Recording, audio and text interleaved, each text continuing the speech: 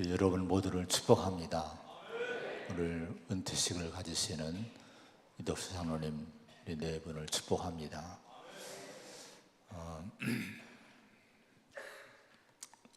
어느 평판이 좋지 않은 식당이 하나가 있었는데요. 그 식탁 위에는 늘 찌꺼기가 남아있고 홀에는 홀이 늘 더럽고 청소가 안 되고, 주방을 들어가 보면은 또 주방에 얼마나 지저분한지 한번 본 사람들은 다시는 가고 싶지 않은 식당. 종업원들이 2명이 있는데 얼마나 불친절한지 이런 식당이 있었답니다. 사람들이 좋지 않은 소문이 안 좋은 식당을 한 번 갔다가는 안 가니까 사람들이 별로 가지를 않았어요. 근데 어느 날 현수막이 하나 걸려 앞에 있더랍니다. 뭐라고 써 있는 거 아니, 새 주인이 경영합니다, 이렇게 써붙인 거예요. 주인이 바뀐 거예요. 주인이 바뀌고 나서부터 그 식당이 완전히 새로워집니다. 얼마나 깨끗한지, 리모델링을 다시 하고 주방이 깨끗하고 그 홀이 얼마나 또 깨끗한지, 또 서빙하는 이 종업원들도 얼마나 친절한지, 완전히 그 식당이 새롭게 거듭나게 됐습니다. 그 이유가 뭡니까? 주인 하나 바뀌니까 그렇게 평판이 안 좋던 식당이 완전히 거듭나게 됐다고 하는 거예요. 여러분, 인간의 삶도 마찬가지입니다. 주인이 누구냐에 따라 모든 것이 달라집니다.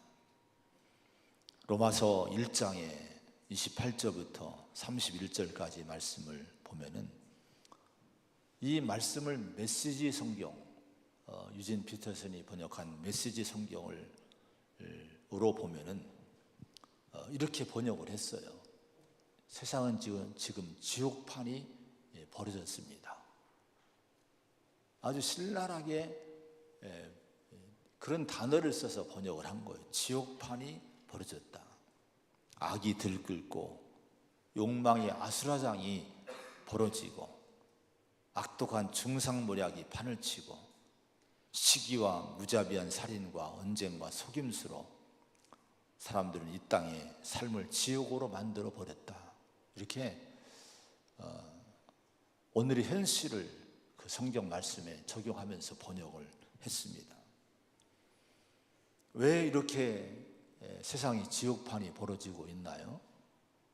인간의 삶이 왜 지옥 같은 삶으로 자꾸 추락하고 있습니까? 성경은 그렇게 얘기합니다. 그들이 마음에 하나님 두기를 싫어하며, 이렇게 말씀을 해요. 이유는 하나입니다. 세상은 하나님이 창조했고 인간은 하나님이 창조했어요. 영적인 존재로 만들었어요. 주인 되시는 하나님이 주인 되셔야 되고, 인간의 마음도 하나님의 영향을 받고 그분의 가르침 받고 그분을 주인 삼고 살아야 거룩하고 하나님 목적에 맞는 질서 있고 아름다운 삶이 이루어져야 될 터인데, 주인이 없는 거예요. 주인을 내쫓은 거예요. 참된 창조주 주인이신 하나님을 거부한 거예요. 그러니까 이 세상이 지옥판이 벌어지게 됐다고 하는 겁니다. 이런 세상을 향해서 성경은 뭐라고 하는 거 아니, 스스로 지혜 있다 하나 어리석게 되었다. 인간은 제 잘난 맛에 살죠. 우리가 지혜롭다고, 우리는 똑똑하다고. 그런데 하나님 볼 때는 참 어리석다는 거예요.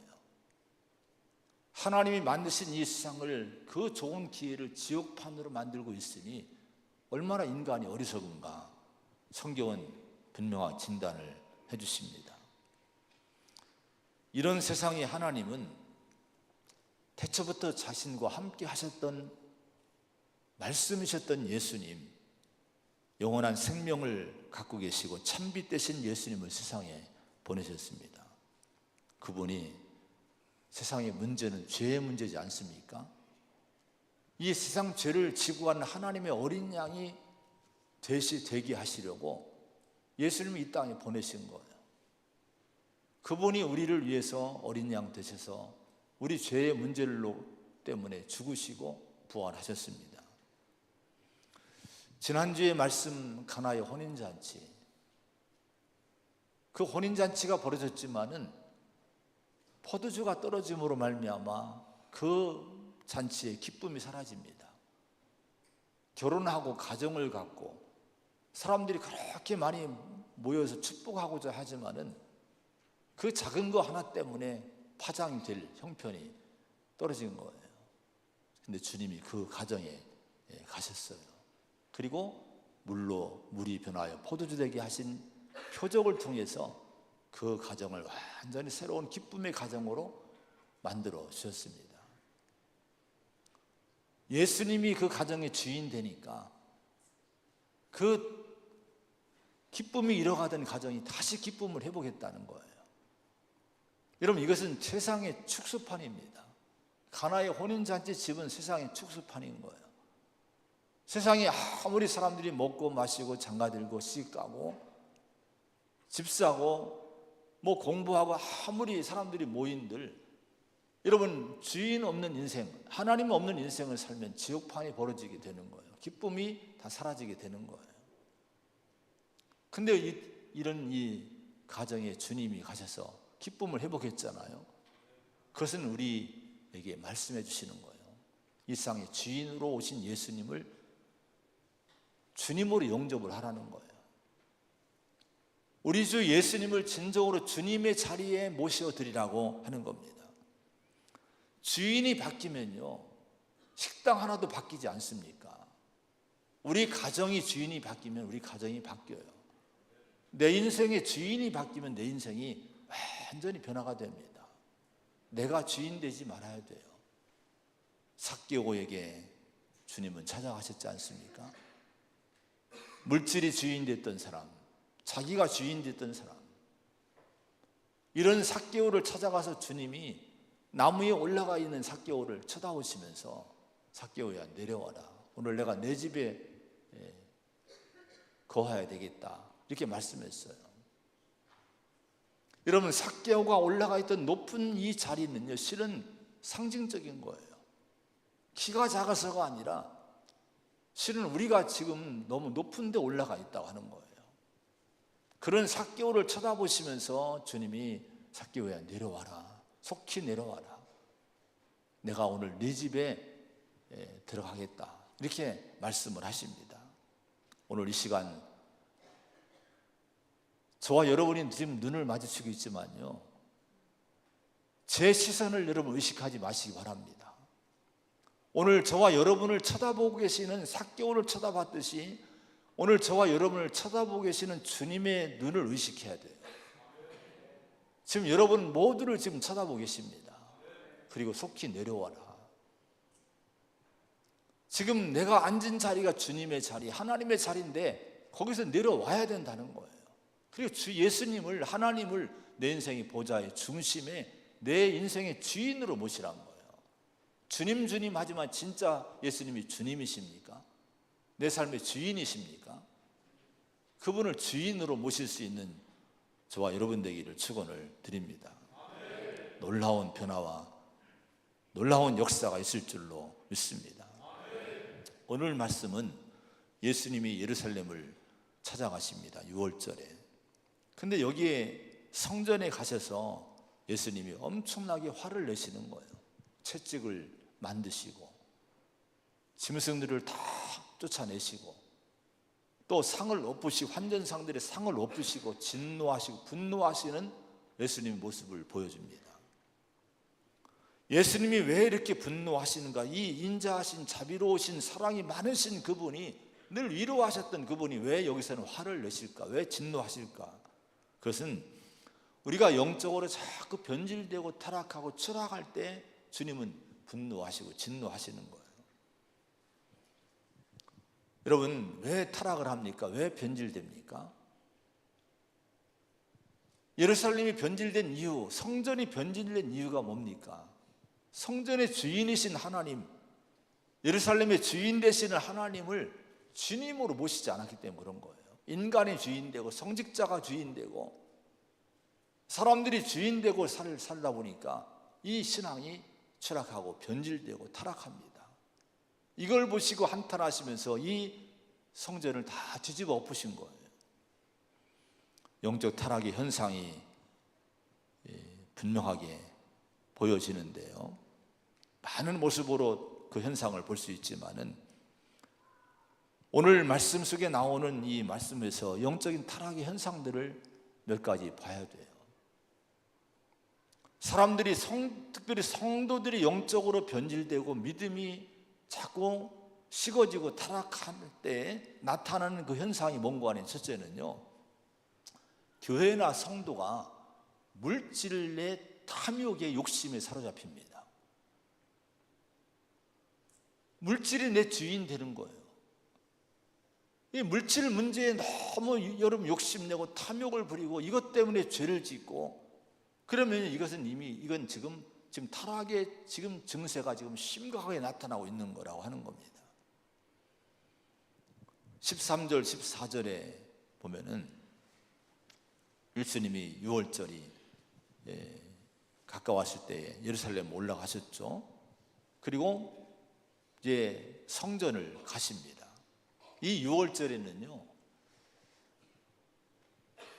학자들에 의하면 100만 내지 200만 명이 모였다는 거예요.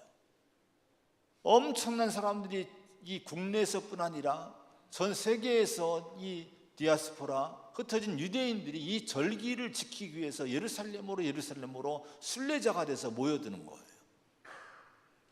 많이 모이는 건 너무 좋지 않습니까? 그런데 주님은 거기에 관심 갖지 않으셔요. 성전을 가셔서 성전을 지금 보시고 있는 거예요. 그렇게 많은 사람들이 전국에서 전 세계에서 모여드는데 이들의 진짜 신앙이 뭔지, 어떻게 하나님을 섬기는지 이걸 보기 위해서 성전으로 먼저 주님은 직행을 하십니다. 그리고 성전을 보시는 거예요. 근데 성전을 찾아가신 예수님의 눈에 가장 먼저 들어온 모습이 뭐예요? 성전 뜰에서 장사하는 사람들이 가득 찬 거예요. 거기에 소를 팔고 양을 팔고 비둘기 파는 사람들, 또 돈 바꾸는 사람들이 다 진을 치고 앉아 있어서 수십만 명, 수만 명, 수천 명이 막 몰려올 때 이들이 막 양을 사고 소를 사고 또 돈을 바꾸고 이런 모습들, 자, 이런 걸 보면서 주님이 분노하신 거예요. 여러분, 왜 이런 일이 있습니까? 멀리서 오니까 재물을 가질 수가 없잖아요. 그러니까 와서 재물을 사는 거예요. 근데 순수하게 예물을 사고 소나 양과 비둘기를 사면 괜찮은데 이때 성전 조직이요, 이 모든 이권을 다 장악을 한 거예요. 제사장들이 이권을 다 장악을 했습니다. 그 제사장들이 직영하는 농장들이 있었대요. 거기에서 키운 소나 양들을 가지고 제물을 바치게 하고 자기가 가져온 것들은 아주 불리한 조건으로 맞바꾸게 하고 뭐 이렇게 해서 이권을 다 챙기게 되는 거예요. 환전상들이 있었어요.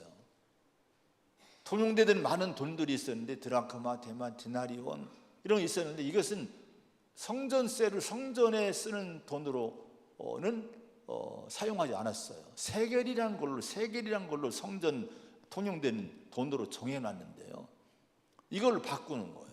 바꾸는 것도 환전상들이 임대료를 내야 되고요, 또 뇌물을 줘야 되고 제사장 그룹들한테 이런 뭐 커미션 같은 거 막 이런 것 때문에, 그러니 환전상들은 또 막 어떻게 합니까? 돈을 바꿀 때 정상적으로 바꿔주는 것이 아니라 더 많은 이득을 챙겨서 불합리하게 막 환율을 해서 바꿔주는 거예요.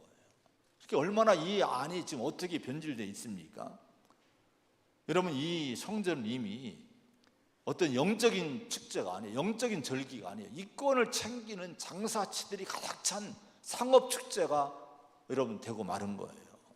이런 성전의 유월절 모습을 보면서 예수님은 분노하시면서 채찍을 휘두르셨다고 하는 겁니다. 그러면서 하신 말씀이 뭐예요? 내 아버지의 집으로 장사하는 집을 만들지 말라, 이렇게 책망을 하셨습니다. 여러분, 이 말씀이 뭐예요? 이것이 영적 타락의 특징이 이런 모습이라는 거예요. 내가 장사하는 마음으로, 교회가 장사하는 정신으로 여러분 변해버리면 이건 타락했다는 거예요. 변질됐다 하는 거예요. 영적인 타락의 뚜렷한 현상과 증거는요, 탐욕입니다. 자꾸 물질에 매이는 거예요. 욕심에 매이는 거예요. 물질 문제, 돈 문제라고 하면은 내 양심 버리고 믿음을 버리는 거예요. 여러분, 탐욕에 매인 사람의 그 현상은요, 욕심에 매인 사람의 현상은요, 여러분 물질에 집착을 합니다. 자꾸.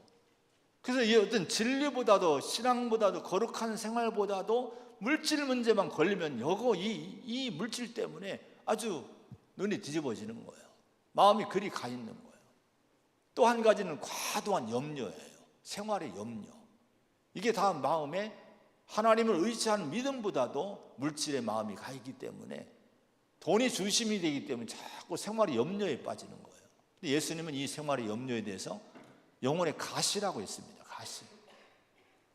가시덤불이 나면 여러분 정상적인 싹이 자라지 못해요. 이런 것이 있으면 우리 영혼이, 우리 믿음이 자랄 수 없다고 하는 거예요. 여러분, 이것 때문에 혹시 내 믿음이 자라지 못하고 자꾸 제자리 걸음하고 있는 그런 분은 없는지. 성경은요, 그래서 탐심은 우상숭배라고 하면서 땅에 있는 지체, 욕심이라고 합니다. 욕망이라고 합니다. 이걸 죽이라는 거예요. 우리 성령 안에서 자꾸 이 땅에 있는 지체인 욕망인 탐심을 죽이고 이것들을 피하라고 말씀합니다. 이런 것들을 피하라는 거, 영생을 취하라고 말씀을 해요. 돈을 사랑하며 일만하게 그런 모든 뿌리라고 말씀을 합니다. 더 나아가서 이런 걸 극복하기 위해서 자꾸 나눠주는 삶을 살라, 선한 삶을 살라, 또 선한 사업을 많이 해라, 이렇게 성경은 자꾸 적극적으로 우리에게 권면을 합니다. 여러분, 이런 현상이 내 안에 없는가, 이 시간 돌아볼 수 있는 시간 되기 바랍니다. 또 한 가지는 영적 타락의 변질의 증거는 기도가 없어지는 거, 거룩한 경건의 모습이 자꾸 사라지는 거예요. 말씀 묵상이 사라지고 기도가 내 신앙에서 점점 소멸되는 거예요. 누가복음 19장 46절에 보면은 예수님이 누가는 오늘의 사건을 동일한 사건인데 이렇게 기록했어요. 내 집은 기도하는 집이 되리라 하였거늘 너희는 강도의 소굴을 만들었도다, 이렇게 누가는 기록했습니다. 누가가 더 정확히 세밀하게 기록했다고 할 수가 있어요. 자, 여러분, 이 기도하는 집이라고 하는 것이 뭡니까? 하나님과 교제하는 집이라는 거예요. 이것이 우선이 되어야 된다고 하는 거예요. 그런데 주님이 목격하신 이 성전의 모습은 기도가 아니에요. 하나님과 교제하는 것이 아니에요. 온통 성전 내부가 안이 지금 다 입구안에 눈이 돌아가 있고, 지금 전부 다 장사치들이 지금 진을 치고 있고, 이런 형편이 있으니 기도의 모습이 있습니까? 말씀을 강론하는 모습이 있습니까? 이런 것이 다 사라지게 된 거예요. 그러니까 주님이 너무 화가 나신 거예요. 여러분, 오늘의 이 장면을 좀 좋게 봐준다고 하면은 제사장들이나 이 레위인들이나 이 성전 이 그룹들이 어떤 이익을 위해서 이런 이권을 다 여러분 장악을 했어요. 근데 목적을, 지금 여러분 예수님 이 당시까지 이 헤롯 성전이 46년 동안을 건축을 계속했대요. 근데 앞으로도 여러분 역사에 보면요, 앞으로도 계속해서 한 80여 년 동안을 계속 이 성전이 개축이 됩니다. 그러니까 돈이 계속 쏟아부어지는 거예요. 그러니까 제사장 그룹들은 자신의 이권도 이권이지만 성전을 전부 자꾸 개축하고 새롭게 만들기 위해서 엄청난 돈이 들어가니까 이런 이권을 챙긴다고 할 때 이것도 어쩌면 하나님의 일이라고 할 수가 있어요. 열심히 이 일을 지금 사역을, 아이디어를 짜내서 돈을 지금 만들어내고 이렇게 하고 있는 거예요. 그런데 왜 주님이 이렇게 화를 내십니까? 열심히 자기 나름대로 성전을 위해서 일을 하는데 그는 뭔고 하니 기도가 사라졌다는 거예요. 열심히 일을 하는데 기도가 지금 없어졌다고 하는 거예요. 자, 그러면 여러분, 기도의 문제가 그럼 화를 낼 일입니까? 여러분, 기도 안 한다고 화를 내야 될 문제입니까? 근데 주님은 화를 낼 문제라고 하는 거예요. 사역자가 기도 안 하고, 우리 중직들이 기도 안 하고, 성도들이 기도 안 하는 거 화낼 문제라고 하는 거예요. 여러분, 성전은 여러분 어떤 장소가 되어야 됩니까? 사역하는 장소, 일하는 장소 이전에 먼저 기도하는 장소가 되어야 될 줄로 믿습니다. 우리 직분이 중요한 것은, 우리 직분, 목회자나 우리 성도들의 직분은, 여러분 이 직분으로 주님의 일을 하는 것은 그 다음에 문제예요. 일단 하나님과 교제하고 은혜 받고 기도하는 삶이 먼저 돼야 된다고 하는 거예요. 여러분 이 순서를 잘 여러분 붙드시기를 바랍니다. 주님은 이런 문제를 가지고 화를 내시는 거예요. 우리 신앙이 정말 주님과의 교제가 깊은 신앙 되기를 축원합니다. 한 가지 또 타락의 징후는 믿음의 열정을 잃어버리는 거예요. 17절의 말씀 한번 읽어봅니다. 17절 시작. 제자들이 성경 말씀에 주의 전을 사모하는 열심히 나를 삼키리라 한 것을 기억하더라. 예수님의 이 성전 숙정의 이 광경을 목격한 제자들이 성경 말씀 하나 딱 떠올렸어요. 아, 그 말씀 같구나. 시편 69편 9절에 있는 다윗의 고백입니다. 거기 보면은 주의 집을 위하는 열성이 나를 삼키고 주를 비방하는 비방이 내게 미쳤나이다. 내가 곡하고 금식하였더니 그것이 도리어 나의 욕이 되었다는 다윗의 고백이 나와요. 다윗은요, 성전을 위한 열심이 정말 특별한 사람이었어요. 성전은 못 짓지만 하나님의 집을 세워놓고 늘 찬양대를 세워놓고 경배하고 성전을 짓기 위해서 온통 노력을 하고, 자기는 못 짓지만 아들들의 성전 짓게 하기 위해서 온 힘을 다, 온 재물과 모든 정성을 다 쏟아부은 사람이 다윗입니다. 너무너무 열정으로 하나님의 일을 위해서 하니까 왕된 사람이 좀 국가 좀 돌보고 다른 것 좀 해야 될 텐데, 하나님 일에 너무 열심히니까 사람들이 다 이거 보면서 뭐라고 비방하는 거, 미쳤다고, 저거 미쳤다고 비방하는 거예요. 자, 여러분, 그럼에도 불구하고 이 성전을 향한 열심을 누구도 말릴 수 없었다고 하는 거예요. 오늘 예수님이 그런 모습으로 지금 이 땅에 오신 거예요. 하나님의 일을 위해서 완전히 여러분 주님을, 자신을 완전히 드린 거예요. 여기 주의 전을 사모하는 열심히 나를 삼키리라, 이 삼키리라고 하는 것은요, 완전히 빠졌다는 거예요. 여러분, 더 이걸 좀 세상적으로 얘기하면 미쳤다는 거예요. 예수님이 그렇게 주님의 하나님의 일에 여러분 열심을 내신 거예요. 그래서 예수님이 우리를 위해 희생했고 헌신했고, 그래서 그런 열심 때문에 우리가 죄에서 구원받은 줄로 믿으시기를 바랍니다. 여러분, 그럼 우리도 그렇게 열심으로 주님을 섬기고 주의 일을 해야 될 줄로 믿습니다. 라오디게아 교회를 향해서 책망을 했죠. 너는 차지도 않고 뜨겁지도 아니하니 내가 내 입에서 널 토하리에 내치리라. 입맛이 없다는 거예요. 너를 내가 받을 수 없다는 거예요. 뭐 때문에 그렇습니까? 네 행위가 너무 이것도 아니고 저것도 아니고 미적지근하다는 거예요. 회개하라, 열심을 내라, 이렇게 말씀을 했습니다. 오늘 여러분, 우리가 이런 모습들을 보면서 우리의 신앙이 정말, 주님은 나를 위해 그렇게 이 땅에 오셔서 십자가 지시고 죽으시고 최선 다하셨는데 나는 지금 이 생명을 갖고 있으면서 천국을 바라보면서 최선 다하고 있는지, 여러분, 주님의 일을 향한 열심히 나를 삼키게 해야 됩니다. 내가 그 속에 완전히 빠져야 된다 하는 거예요. 이런 성도가 되기를 정말 사모하시기를 축원을 드립니다. 할렐루야.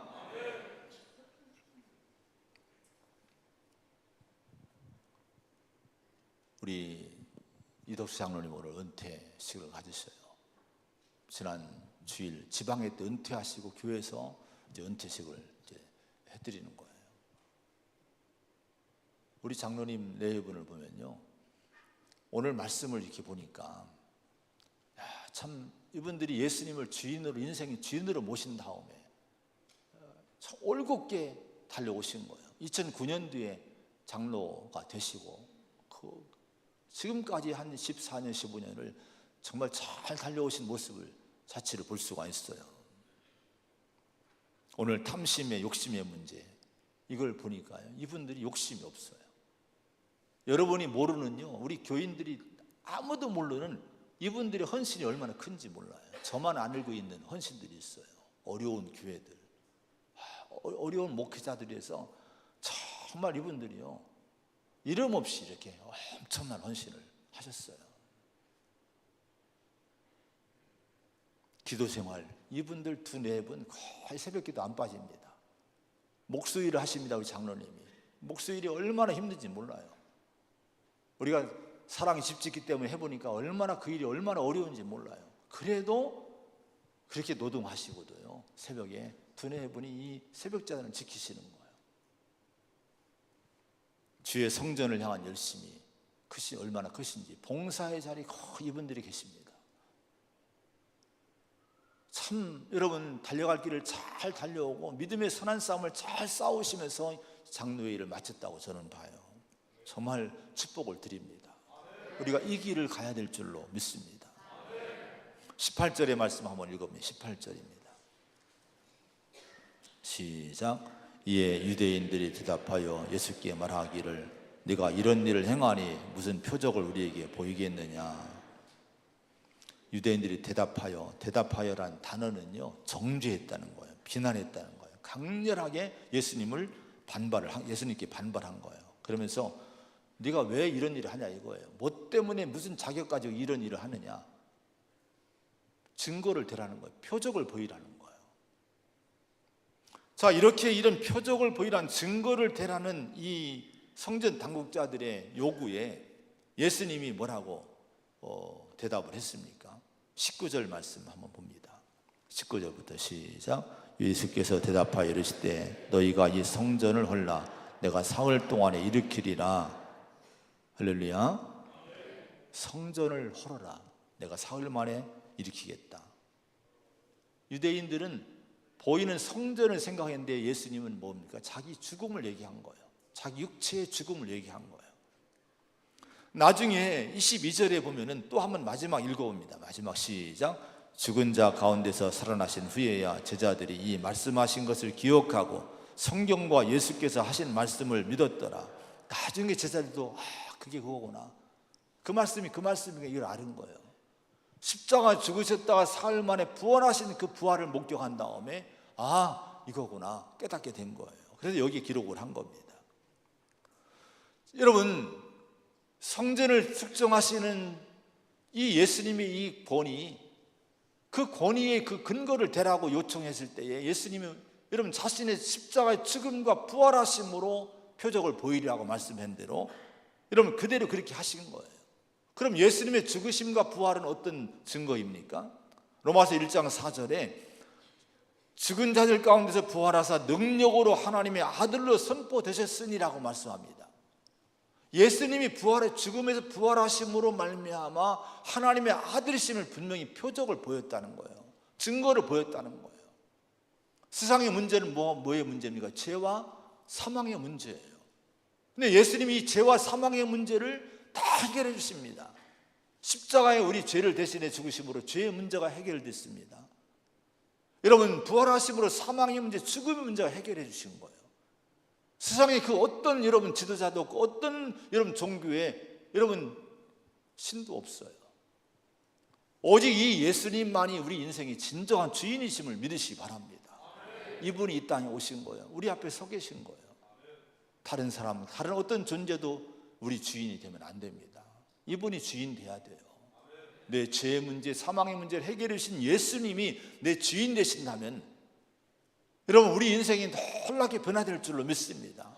거듭나는 것은 물론이거니와 우리 삶이 변화되고 인생이 변화되는, 여러분 가나의 혼인잔치가 기쁨이 회복된 것처럼 우리 인생이 회복되는 그런 놀라운 역사가 있을 줄로 믿습니다.